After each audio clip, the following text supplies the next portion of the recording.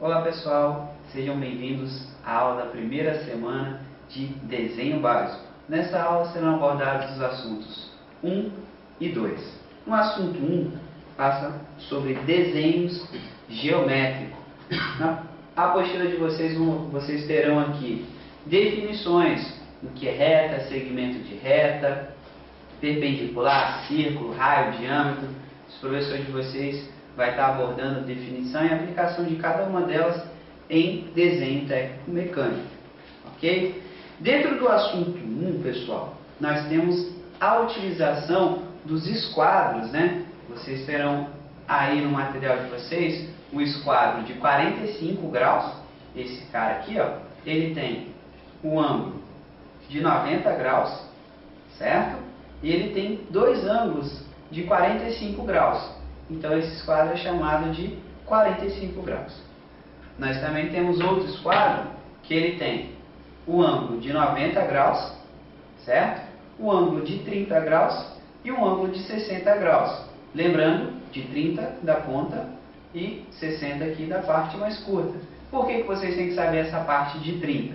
Que é onde o professor de vocês vai estar abordando vocês quanto à utilização deles para fabricação de eixo isométrico, para trabalhar com linhas paralelas. Vocês vão saber a fundo o que é uma linha paralela, o que é um eixo isométrico, o que cada um serve, ok? Então, a apostila, ela vem abordando aqui o método de utilização e também repete o que eu acabei de falar sobre os ângulos que nós temos nos esquadros, ok? Então, aqui na página nós já temos aqui os ângulos e as figuras dizendo como que a gente pode trabalhar com os esquadros. Então tem o passo 1, passo 2, passo 3, passo 4, para trabalharmos tirando paralelas ou perpendiculares. Um exemplo assim, ó, é que vocês verão quando vocês vão trabalhar, ó, que você utiliza um como apoio e o outro para estar trabalhando, correndo sobre o outro.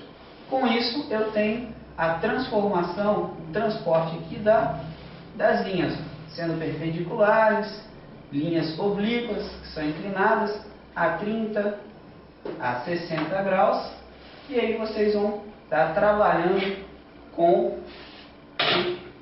a transposição das linhas. Passando aqui mais à frente, tem os tipos de linha, aqui algumas aplicações de linhas de desenho, onde nós temos a espessura de cada uma, a denominação e a aplicação geral. Em desenhos vocês vão ver que cada linha tem uma função e aí a aplicação delas dentro de um desenho técnico mecânico.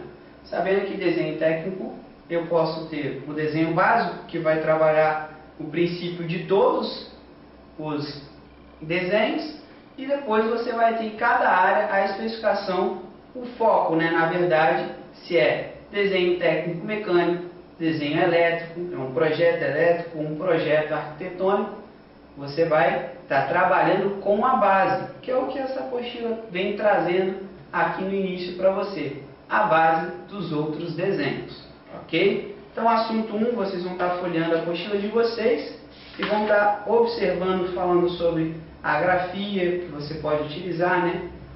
Como você pode trabalhar fixando a folha sobre a sua mesa de trabalho. Pessoal, desenho, sempre quando vocês forem trabalhar, procurem trabalhar com as mãos limpas, com os instrumentos limpos, traçar as linhas fraca, você vai traçar bem de leve. Depois que o seu desenho estiver terminado, você vai escurecer esse desenho, ok? Porque na hora que você for apagar a linha, que é uma linha excedente, uma linha de construção, essa linha não fique marcada no papel ou não suje o papel na hora que você for trabalhar. Procure utilizar um grafite macio e uma borracha também com uma borracha macia, para não ferir as cerdas do papel, ok? Então vem aqui a utilização do transferidor de grau, que é onde às vezes eu tenho um ângulo diferente de 30, 60 ou 90 ou 45, você utiliza o transferidor de grau para estar escrevendo o grau necessário. Tudo bem? Aí vemos aqui uns exercícios que eu indico a todos vocês praticarem bastante, porque vocês vão estar pegando prática, isso é muito bom.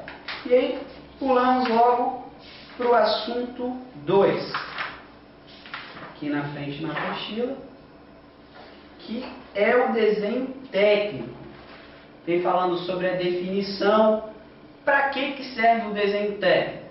Vocês podem já ter tido aulas de controle dimensional, de fabricação. Vocês vão ver que para fabricar uma peça, para controlar, para você montar alguma coisa, você necessita de um desenho. E esse desenho vai trazer as informações para a fabricação, vai trazer essas informações para o controle dimensional. Esse desenho ele contém a vida da peça, como eu vou conseguir fabricar, né? Porque se eu desenvolvo uma peça, essa peça está na minha mente, certo? Só que eu quero que você faça essa peça. Eu não tenho como transferir esse meu pensamento para você. Eu tenho que passar a minha ideia de peça para o papel e aí você irá executar essa peça. Então essa transferência de ideias ela tem que ser padronizada, certo? Para que você ou qualquer outra pessoa consiga fazer esse desenho ou essa peça que eu necessito. Por quê? Se eu pedir para você fazer, ou qualquer outra pessoa que seja qualificada para ler desenho, ela vai conseguir fazer. Não importa a língua que ela fale e não importa aonde ela aprendeu, desde que seja dentro das normas que eu fiz o meu desenho. Então, definição, vocês vão ver falando basicamente sobre isso, que é uma padronização universal, tá? Que a gente tem. Hoje você pode ter, tem países que eu tenho o mesmo desenho no Brasil, posso estar lendo esse desenho na Alemanha, no Japão, na China, mesma coisa. Por quê? Segue padronização. Então você tem aqui a visão geral, origem do desenho técnico, o desenho técnico e a engenharia, tipos de desenho técnico. Aqui vai entrar aquela parte onde eu falei com vocês que existe desenho técnico elétrico, desenho técnico arquitetônico, da parte de automação, da parte de mecânica. Ele vem dividindo aqui. Formas de elaboração de um projeto, a padronização dos desenhos técnicos, porque você precisa padronizar, você necessita que ele seja feito da mesma maneira, porque eu posso fazer de um jeito e você entender de outro. Eu não consigo ter o que? A peça do jeito que eu queria, porque eu me expressei de uma maneira, você entendeu de outra, não vai sair certo. Então, tendo um padrão, quando eu irei me expressar, fazer o desenho, estarei seguindo o padrão. E você, na hora de executar a peça, você também vai estar seguindo um padrão. Então, com isso, você não tem esse erro de seu entendimento ser diferente do meu. Tem as partes da norma ABNT, o professor vai estar falando para vocês sobre margem, legenda, tamanho de papel, certo? Que vocês devem aplicar aí. Falamos da legenda, ela está aqui, ó. A legenda traz as informações do desenho, vocês vão ver quem fez o desenho, aonde vai ser aplicado esse desenho, qual é o equipamento que tem esse desenho e outras coisas mais. E outras normas complementares. Os elementos do desenho. O desenho basicamente é constituído de quê? De linhas. Preciso de uma linha para estar fazendo o quê? Fazendo esse desenho. Então tem as linhas, aplicações de cada linha, como eu já havia dito lá no início, você tem a linha representando uma peça em corte, como nós podemos ver aqui na apostila. Você não corta a peça na realidade, mas corta a peça no desenho para mostrar um detalhe interno. Vocês vão estar também vendo linhas invisíveis. Ah, professor, mas é uma linha invisível, como que eu vejo?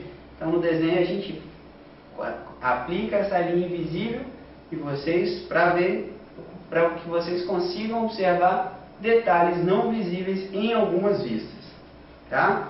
Então, essa primeira parte tem os exercícios de aplicação e com isso nós fechamos o primeiro assunto com o item 1 e item 2 da primeira semana.